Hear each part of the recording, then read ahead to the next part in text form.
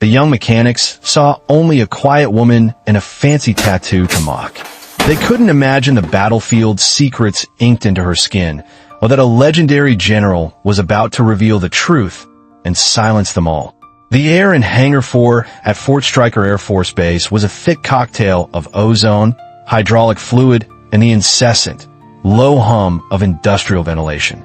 It was a place of cold concrete and towering steel, where colossal machines were tended to with a mixture of reverence and brute force. Here, amidst the metallic giants, Kaelen K.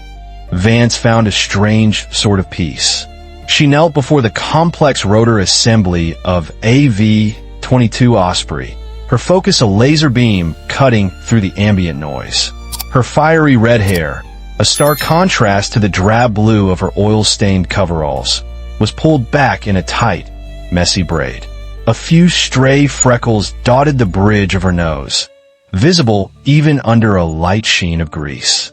To the casual observer, she was just another mechanic, perhaps a bit more intense than most, her movements economical and precise.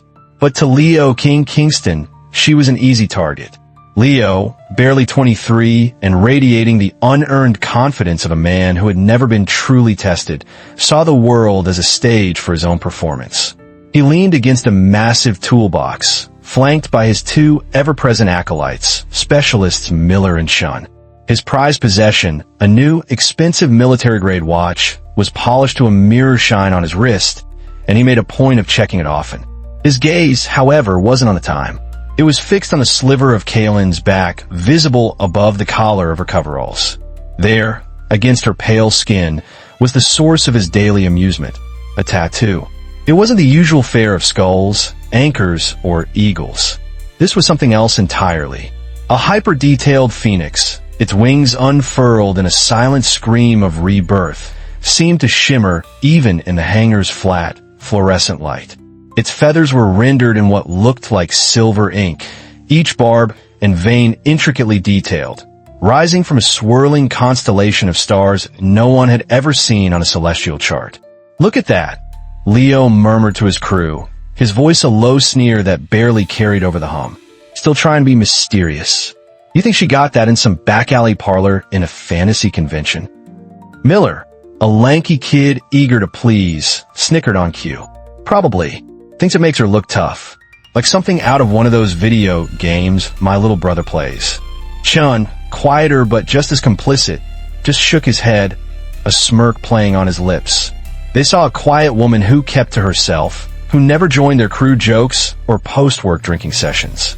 They saw her silence as weakness, her focus as arrogance, and her tattoo as a desperate plea for attention. They were wrong on all counts. Kaelen heard them. She always did. The words were like tiny, annoying insects buzzing at the edge of her hearing. For months, she had employed the same strategy, absolute, unwavering silence. Engaging them would be like throwing gasoline on a spark. It would only validate their efforts. So, she focused on the task at hand, her gloved fingers deftly navigating the intricate wiring of the Osprey's nacelle. The machine didn't judge. It didn't mock. It responded only to competence, to the correct application of knowledge and pressure. It had a logic she understood, a purity that the petty social games of the hangar lacked. She had been at Fort Stryker for 10 months, a transfer from a smaller, more remote facility where her reputation as a mechanical prodigy had preceded her. There, her skills had been enough.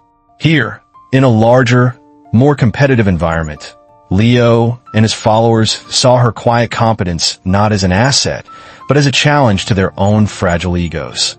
The silver phoenix on her back became the focal point of their campaign of low-grade harassment. "Hey, Vance," Leo called out, his voice louder this time, deliberately projecting. "Daydreaming about dragons? And elves again? That bird's not going to fix itself." Kaelen didn't flinch. She picked up a calibrated torque wrench, the tool feeling like a natural extension of her arm. She adjusted the settings with a series of precise clicks, the sound sharp and clear in the cavernous space. She was performing a critical adjustment to the prop rotor gearbox, a procedure so delicate that a fractional error could lead to catastrophic failure in mid-flight. The weight of that responsibility was her shield. It made their taunts feel trivial, their existence small and insignificant. She knew what was real, what mattered. It was the lives of the pilots, the integrity of the machine, the perfect execution of her duty. The rest was just noise. The morning wore on, and with it, Leo's patience for being ignored began to fray. His initial low-key mockery wasn't getting the reaction he craved, the flicker of anger or frustration in Kaelen's eyes that would signal his victory. So, he decided to escalate. He pushed himself off the toolbox and sauntered over to her workstation, Miller and Chun trailing behind like pilot fish on a shark. He stopped directly behind her, invading her personal space. She could feel the heat radiating from his body, smell the cheap, cloying scent of the cologne he used to mask the hangar's honest odors of metal and oil. "Seriously, though," he said, his voice dripping with condescending curiosity. "What's the deal with that thing? Is it supposed to be from some cheap fantasy novel cover? You know, the kind with the shirtless dude and the princess in a metal bikini." He gestured vaguely at her back. In the harsh overhead light, the silver ink of the phoenix seemed to absorb the light and throw it back. A cool, defiant shimmer against the grime of her work clothes. The contrast was striking, a piece of impossible artistry in a world of functional ugliness.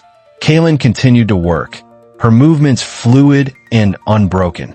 She was now interfacing with the Osprey's onboard diagnostics, her eyes scanning the complex data streams on her holodiagnostic tablet. The tablet, a piece of near-future tech, projected a shimmering, three-dimensional schematic of the rotor assembly into the air in front of her. Her fingers danced through the holographic image, isolating data points and running simulations. Her silence was a wall, and Leo began to throw himself against it with increasing force. "Or maybe," he continued, his voice rising in volume, attracting the attention of other mechanics in the bay, "it's a tramp stamp that got lost and climbed up your back." A few scattered, nervous chuckles echoed through the hangar. Most of the other mechanics kept their heads down, not wanting to get involved. They knew Leo was a bully, but he was also charismatic and had a knack for making life difficult for anyone who crossed him. Only one person watched the exchange with an undisguised, analytical gaze.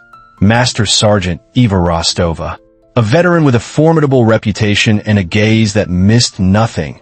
Rostova had run this maintenance floor for a decade.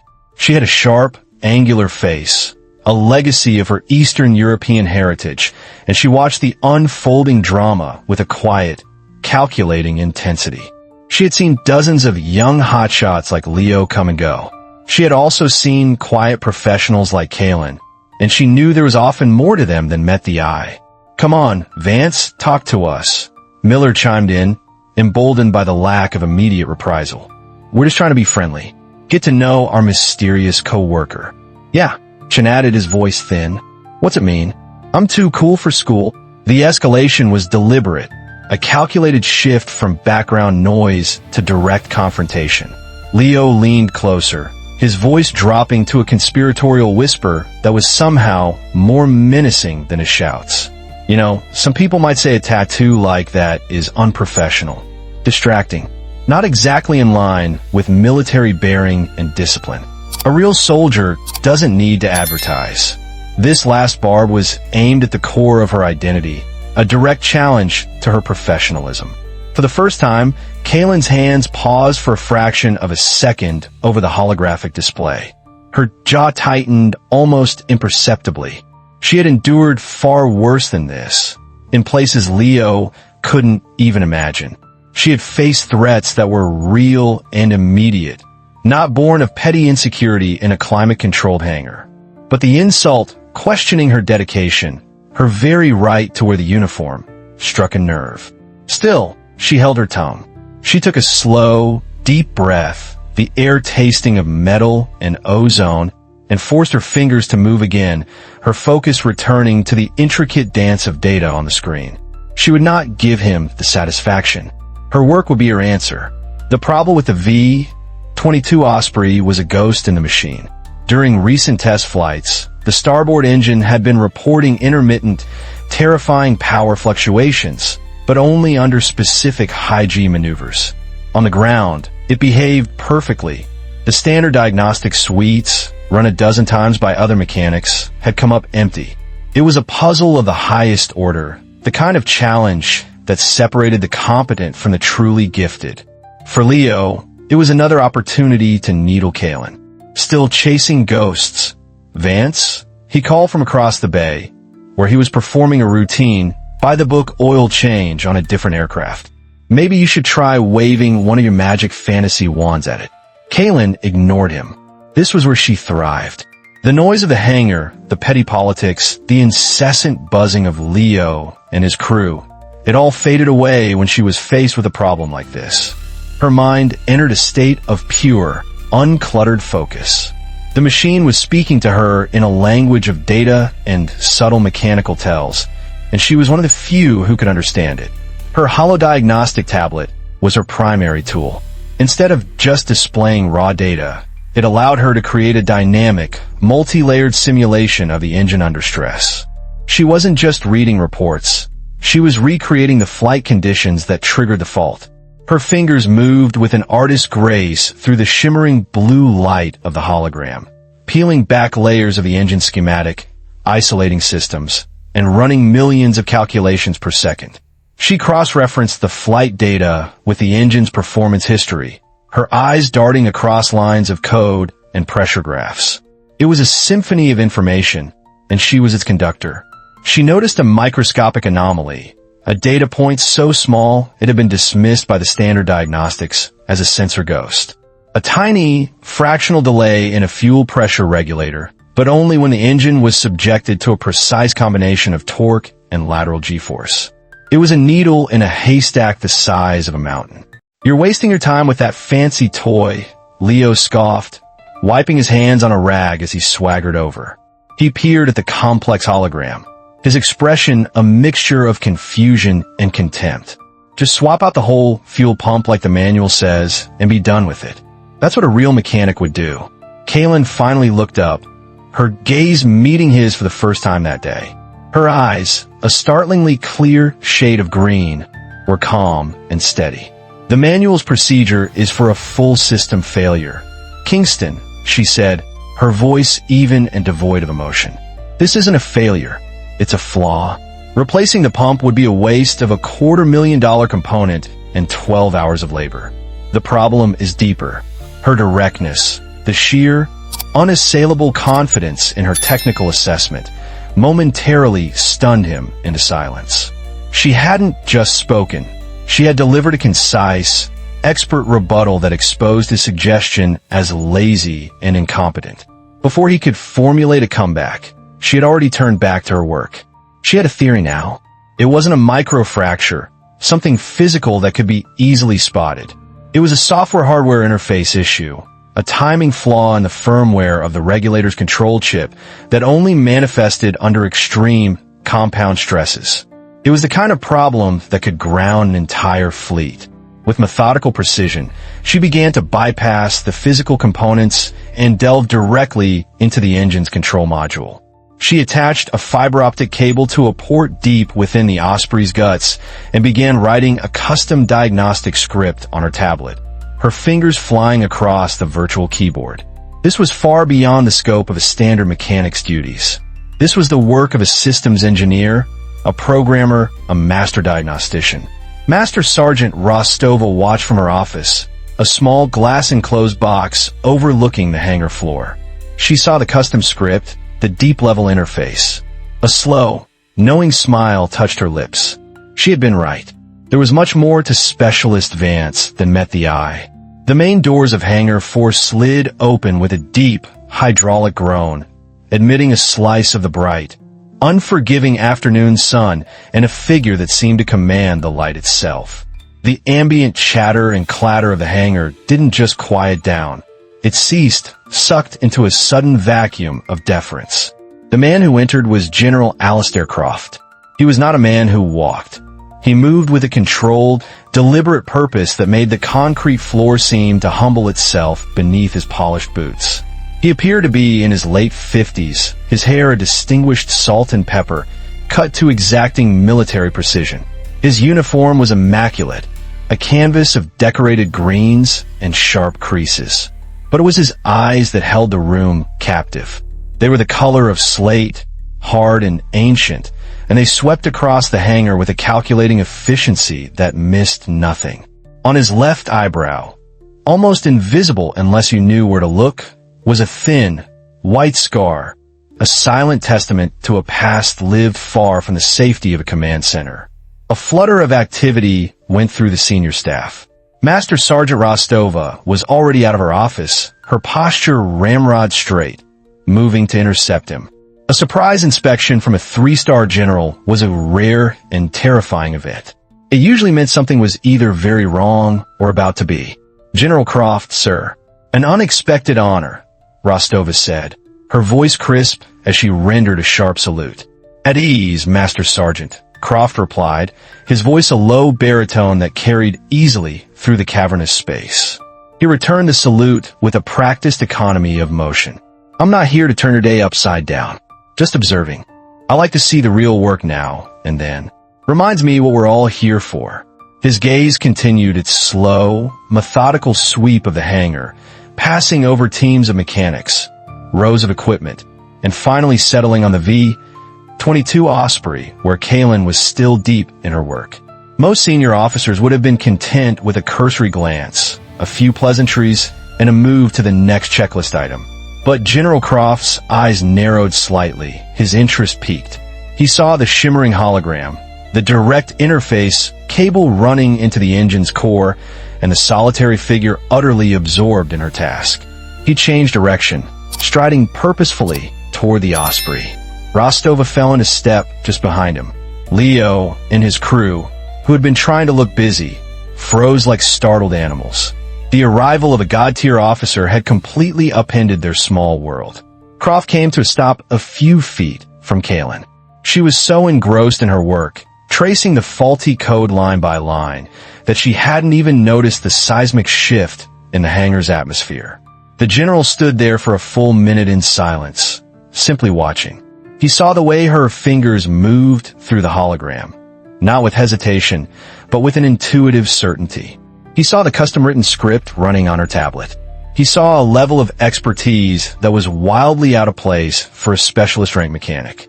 "Find something interesting in there, specialist?" he asked, his voice calm and inquisitive. The sound, so close and unexpected, finally broke through Kaelen's concentration. She physically startled, her head snapping up. Her eyes widened as she took in the 3 stars on the general's collar. She scrambled to her feet, wiping a greasy hand on her coveralls out of instinct before snapping to attention, her back ramrod straight. "Sir," she exclaimed, her face flushing slightly. I'm diagnosing an intermittent power fluctuation in the starboard engine's fuel delivery system. The issue appears to be firmware-related, sir." Croft nodded slowly, his gaze moving from her face to the complex diagnostic she had been running. He wasn't looking at her as a subordinate to be inspected, but as a fellow professional. "Firmware," he repeated, a note of genuine interest in his voice. "That's above and beyond the standard maintenance protocols. Show me what you found." The sight of General Croft treating Kaelen not just with respect, but with the focused interest of a peer, was a lit match to the gunpowder of Leo Kingston's ego. In his world, attention from a high-ranking officer was a currency, a validation of one's importance. And right now, Kaelen, the quiet, weird outcast, was hoarding all of it. Jealousy, hot and sharp, coiled in his gut. He saw an opportunity. In his mind, it was a brilliant one. He would demonstrate his own commitment to military standards, his concern for discipline and order, by pointing out Kaelen's flagrant violation. He would be the hero, the one who upheld tradition, while she would be exposed as the unprofessional amateur.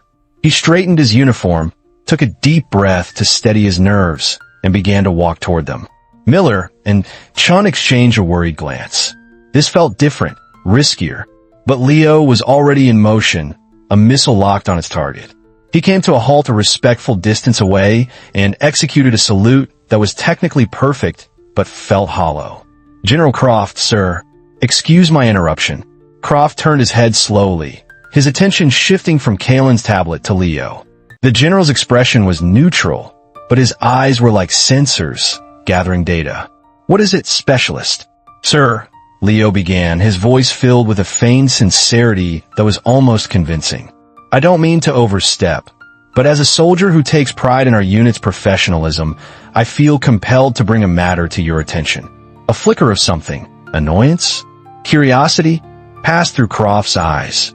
"Go on." This was it, his moment. "Sir, it's about the general appearance and military bearing within the hangar. Specifically, Specialist Vance's tattoo." He gestured toward Kaelen, who remained at a rigid, silent attention, her eyes fixed on a point on the far wall. "Some of us feel that such a large, ostentatious piece of body art is unprofessional. It's more suited for a rock concert than a United States Air Force facility. It undermines the decorum we strive to maintain." He delivered the lines he had rehearsed in his head 100 times. He sounded, to his own ears, like a future leader. Responsible. Concerned. The temperature around General Croft seemed to drop by 20 degrees. The neutral expression on his face dissolved, replaced by something hard and unyielding, like granite. The subtle shift was terrifying. The air itself grew heavy. Leo, wrapped up in his own performance, failed to notice the immediate danger. "Unprofessional," Croft repeated, the word flat and devoid of inflection. He turned his gaze fully onto Leo, and for the first time, Leo felt the full, crushing weight of the general's presence. This was not a desk-bound officer. This was a man who had made life-or-death decisions under unimaginable pressure. His stare was not a look. It was an active scan, probing for weaknesses. "Tell me, specialist, Kingston, is it?" Croft's voice was dangerously quiet. "What, in your expert opinion, does this unprofessional tattoo signify?" The question caught Leo off guard. He had expected a lecture on regulations, perhaps an agreement, not a pop quiz. "Sir, it's a phoenix, sir. Some kind of fantasy bird. It doesn't signify anything military." "You're certain of that?" Croft stated. It wasn't a question. It was a trap being set. "Yes, sir," Leo said, his confidence beginning to waver under the intensity of that stare. "It's just decoration." "I see," Croft said softly. He let the silence hang in the air for a few agonizing seconds. He then turned his head slightly, his gaze falling upon the silver phoenix, partially visible above Kaelen's collar. He studied it for a moment, his expression unreadable. Then, he looked back at Leo, and the last vestiges of warmth had vanished from his eyes. They were chips of ice. "Your concern for decorum is noted, specialist," the general said, his voice now laced with a cold fury that was far more terrifying than any shout.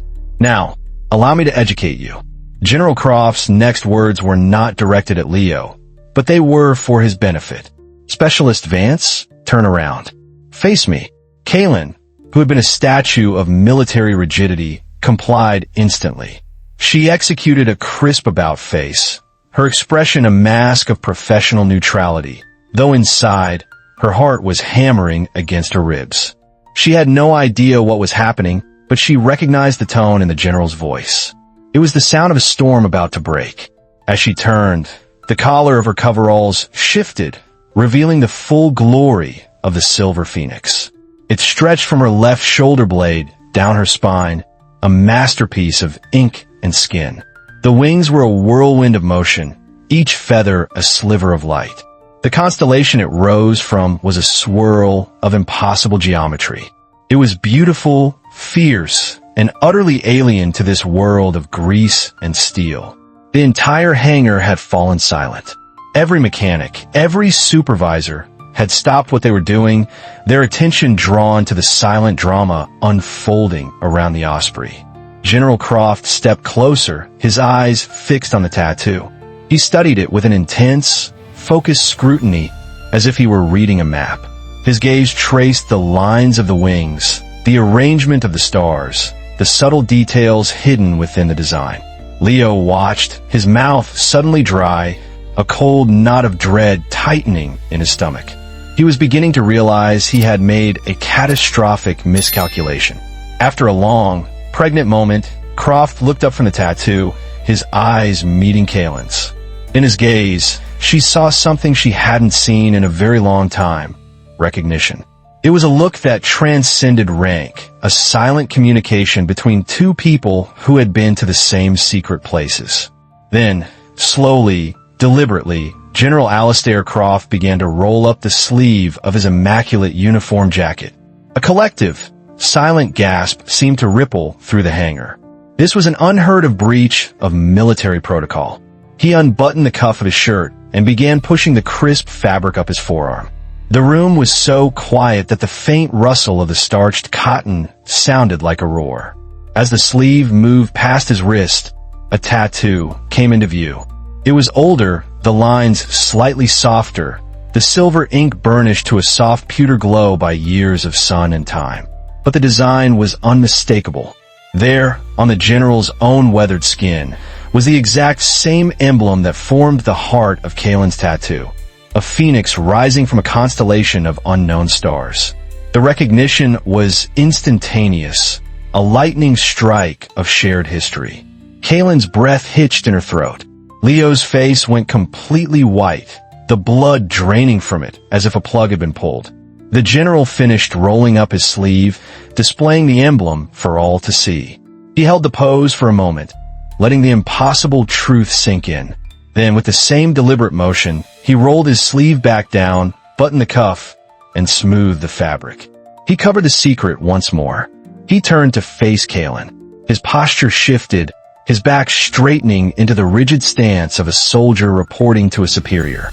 And then, General Alistair Croft, a 3-star officer with a chest full of medals and a career spanning 3 decades, snapped to attention and rendered a salute.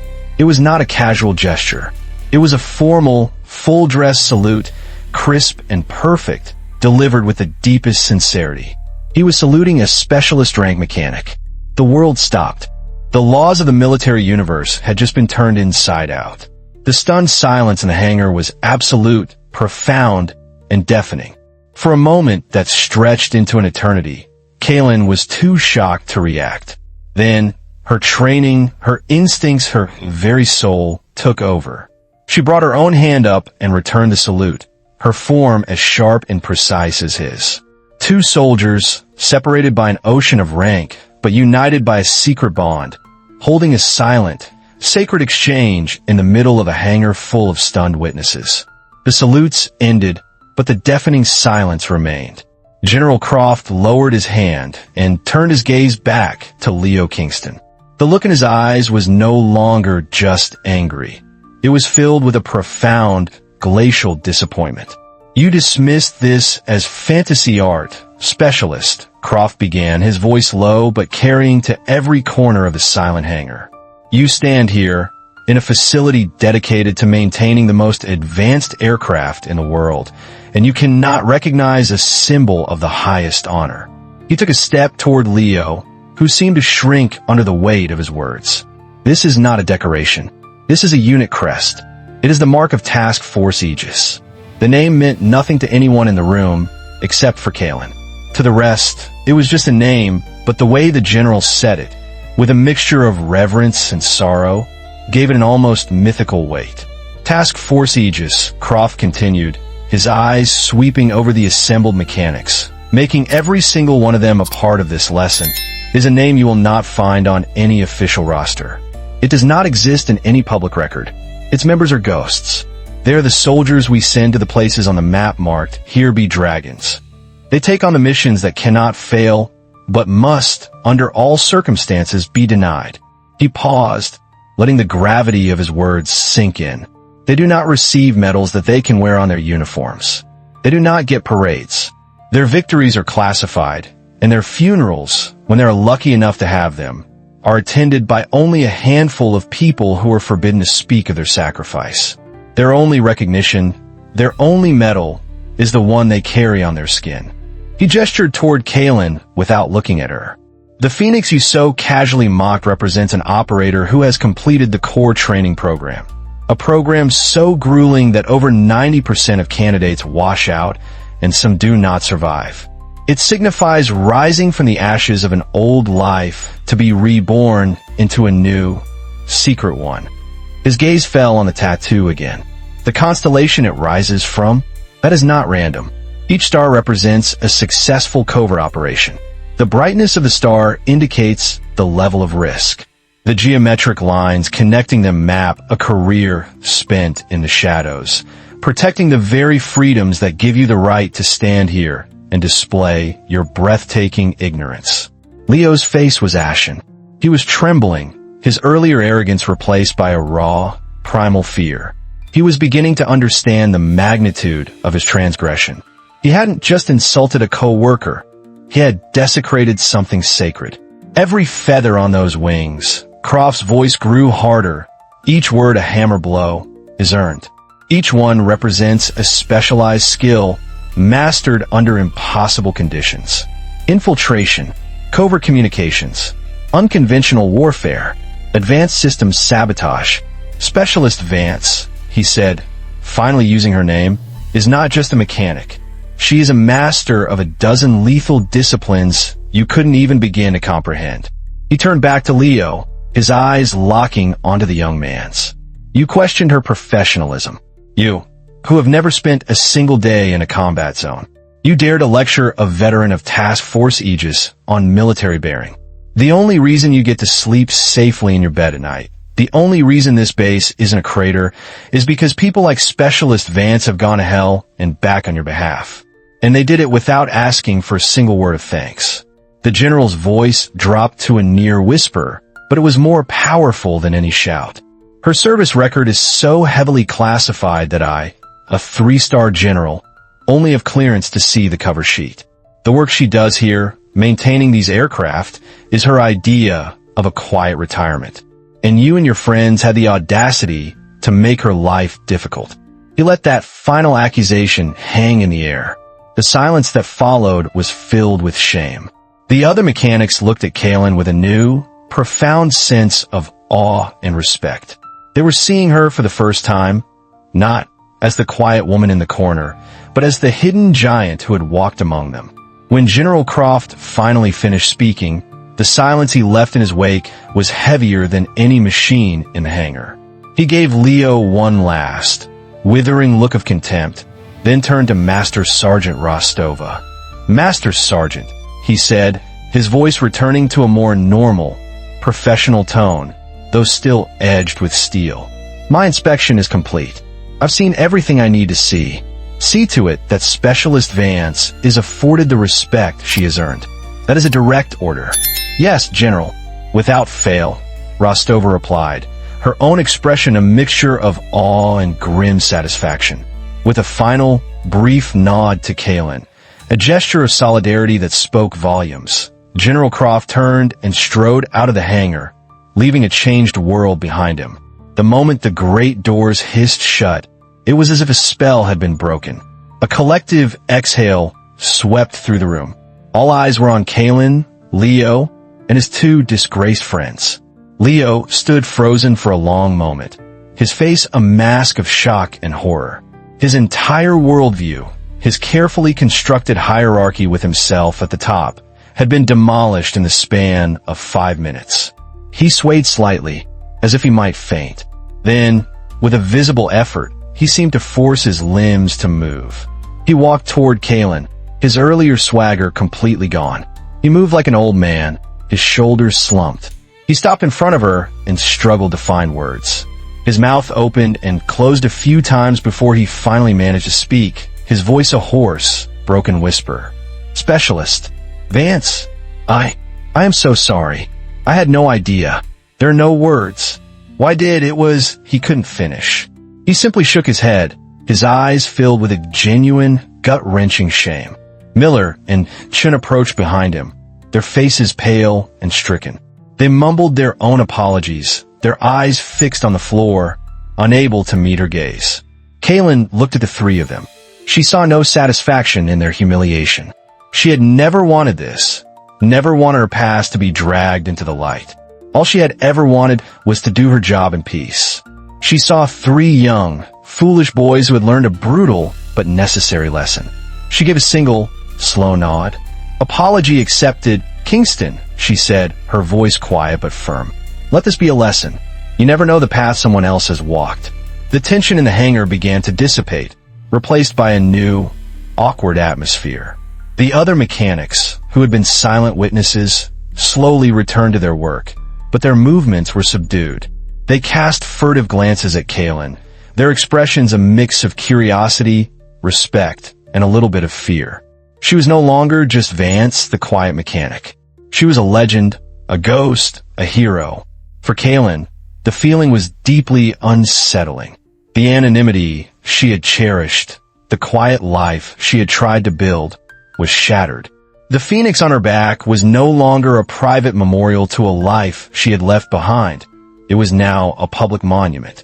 She felt exposed, vulnerable. The general's intervention had solved one problem by creating a host of new ones. She finished her work on the Osprey, the firmware flaw now identified and patched. As she packed up her tools, she could feel the eyes on her, feel the whispered conversations starting up in her wake. The mockery was gone, but the isolation, in a way, was now even more profound. She was no longer one of them. She was something other. In the days that followed the general's visit, the culture of Hangar 4 underwent a seismic shift. The change was palpable, a new current in the air. The whispers that had once been filled with mockery were now hushed with reverence. Kaelen Vance had become a living myth. Her mornings began differently. There was always a fresh cup of coffee waiting at her workstation, placed there by an anonymous admirer. When she walked through the hangar, conversations didn't stop in a hostile way, but paused respectfully until she passed. Mechanics, some of them senior to her in rank, would now approach her with technical questions, their tone deferential. "Specialist Vance, if you have a moment, could you take a look at this?" "We're stumped." Her tattoo, once the object of ridicule, was now a badge of honor that everyone else could see. They didn't understand its specific meaning, but they understood its weight.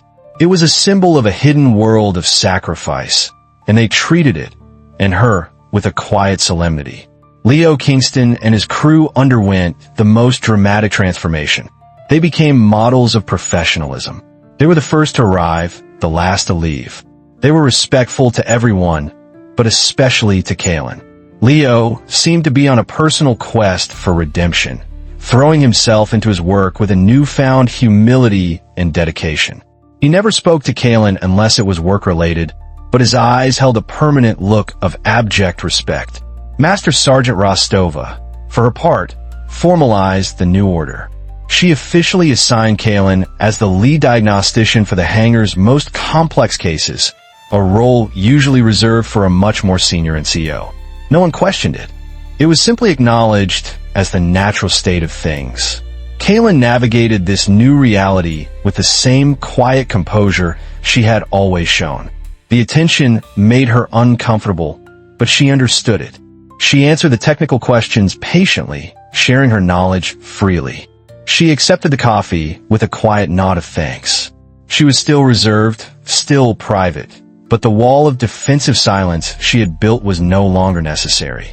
About a week after the incident, a new element was introduced into the hangar's ecosystem. A sleek, black sedan, the kind that whispers of government authority, pulled up outside. A woman in a sharply tailored business suit stepped out. She was in her 40s, with an air of calm, unshakable competence. She moved with a purpose that seemed out of place amidst the organized chaos of the maintenance bay. She introduced herself to Master Sergeant Rostova as Ms. Evelyn Reed from the Department of Defense. Her credentials were unimpeachable. Her request was simple. "I'm here," she said, her voice polite but firm, "to speak with Specialist Kaelen Vance." Rostova, who had seen enough in her career to be surprised by very little, simply nodded and led the way, a sense of inevitability settling over her. She had known, from the moment she saw the general salute the specialist, that Kaelen Vance's quiet retirement was about to come to an end. The world of shadows, once it has its hooks in you, rarely lets go completely. Ms. Evelyn Reed found Kaelen exactly where one would expect to, elbow deep in the complex avionics bay of an F-35, a web of fiber optic cables surrounding her like a metallic spider's web. "Specialist Vance?" Reed's voice was calm, cutting through Kaelen's intense focus. Kaelen extracted herself from the confined space and stood up, her eyes immediately assessing the newcomer. She saw the expensive but conservative suit, the purposeful demeanor, the intelligent, watchful eyes. This was not a person who made casual visits to maintenance hangars. A familiar sense of caution, honed over years of operating in deceptive environments, washed over her. "Ma'am," Kaelen said, her tone neutral. "I'm Evelyn Reed," the woman said, extending a hand. Her handshake was firm, confident. "I'd like to have a word with you in private, if you have a moment." Master Sergeant Rostova gestured to her glass-walled office. "You can use my office. I'll make sure you're not disturbed." Inside the small, utilitarian office, Reed got straight to the point. General Croft's after-action report regarding his visit here was compelling reading. She began, her tone carefully measured. "It has generated a significant amount of discussion at the highest levels." Kaelen remained silent, her expression unreadable. She knew the rules of this game. Listen, process, reveal nothing until you understand the objective. "Your file is fascinating," Reed continued, opening a thin, unmarked briefcase on the desk. "Or rather, the file that people with my clearance level are permitted to see. The official version tells the story of a highly competent aircraft mechanic. The unofficial version, the one pieced together from redacted mission logs and the testimony of men like General Croft, tells a very different story." She looked directly at Kaelen. "The consensus is that your current assignment constitutes a criminal waste of government assets. You're a scalpel being used as a butter knife."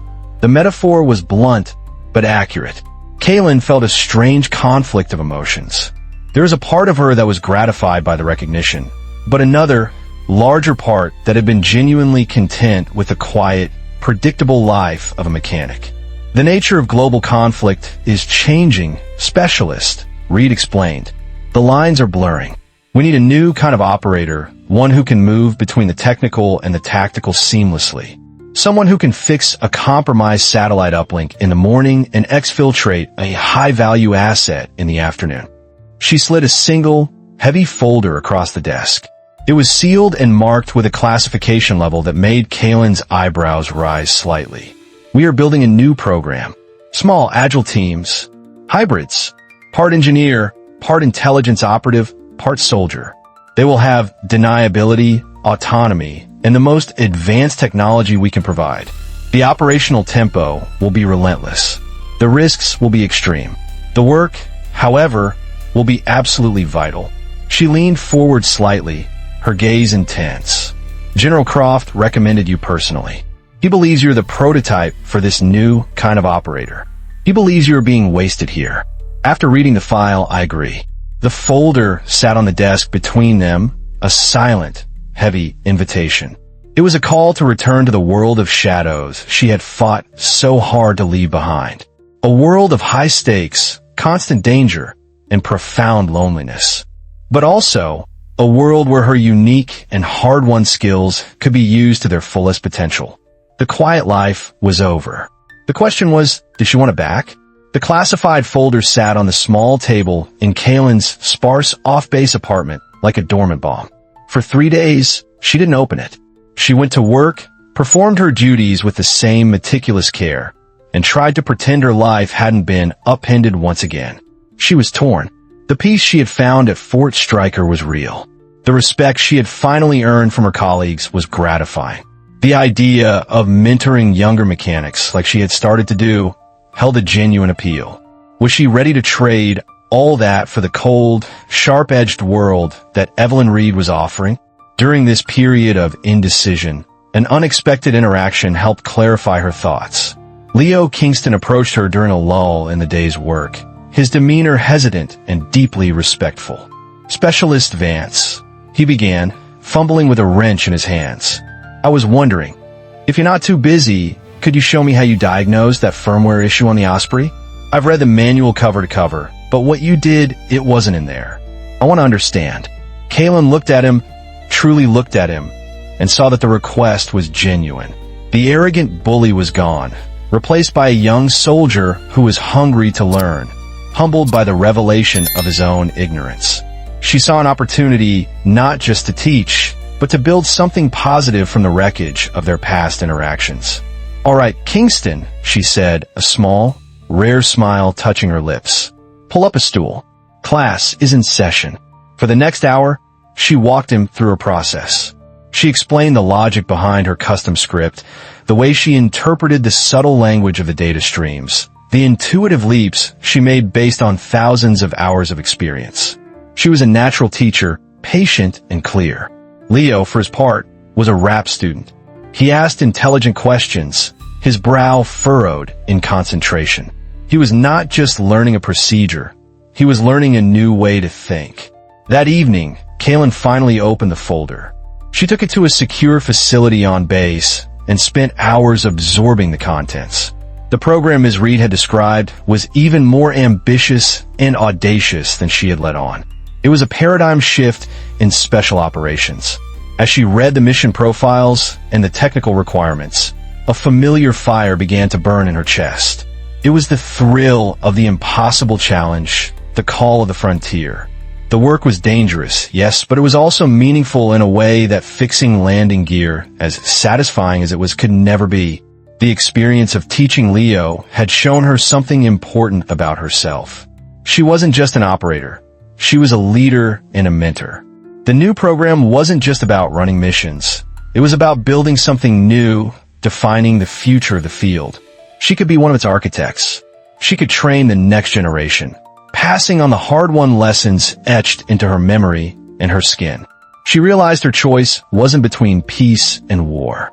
It was between two different kinds of service. One was about maintaining the present. The other was about building the future. She had been born for the latter. The decision, once it came, was clear and absolute. She knew what she had to do. The next morning, Kaelen placed a secure call to the number provided in the briefing materials. Her message was brief and to the point. "This is Specialist Vance. Tell Ms. Reed I'm in." Her final weeks at Fort Stryker were a blur of activity. She worked tirelessly, not just completing her projects, but creating detailed documentation and training modules for her colleagues, ensuring the knowledge she possessed wouldn't leave with her. She spent extra time with Leo and the others, cementing the lessons she had begun to teach them. The hangar was losing its best diagnostician, but it was gaining a higher standard of expertise in her absence. On her last day, General Croft made one final, unannounced visit. He found her standing by the same V-22 Osprey where their story had begun. There were no formalities this time. "I heard you made a decision," he said, his voice holding a note of pride. "The work needed to be done, sir," she replied simply. "It always does," he agreed. He looked at her, not as a general to a specialist, but as one old warrior to another. "They are lucky to have you, Kaelen. Go and build something that will last." "I will, Alistair," she said, using his first name for the first and only time.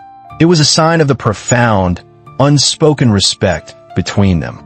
Her departure was quiet. There was no ceremony. Master Sergeant Rostova gave her a firm handshake and a knowing look. "Give him hell, Vance." Leo and his friends stood by, watching her go, their expressions a mixture of sadness and profound respect. She had changed their lives. As Kaelen drove her simple pickup truck away from Fort Stryker for the last time, she glanced in the rearview mirror. The hangars shrank behind her, symbols of a chapter in her life that was now closed. The road ahead was uncertain, leading back into a world of shadows and secrets. But she felt no fear. She felt a sense of purpose, a quiet confidence born of adversity and vindication. The silver phoenix on her back was hidden beneath her civilian clothes, but she could feel its weight, a permanent reminder of who she was and what she had endured. It was a mark of sacrifice, a crest of honor, and a map to her future. Kaelen's story reminds us that heroes are often hidden in plain sight, their greatest battles fought far from the public eye, their sacrifices known only to a few. They might be the quiet person at the next desk, the unassuming neighbor, or the mechanic with a mysterious tattoo. Their honor isn't found in medals or headlines, but in their quiet, unwavering commitment to a cause greater than themselves. Do you know an unsung hero like Kaelen? Share your story in the comments below. and let's honor those who serve in silence. Please be sure to comment with respect. If this story moved you, don't forget to hit the like button, share it with others, and subscribe for more tales of hidden courage. Turn on notifications because you won't want to miss what's coming next.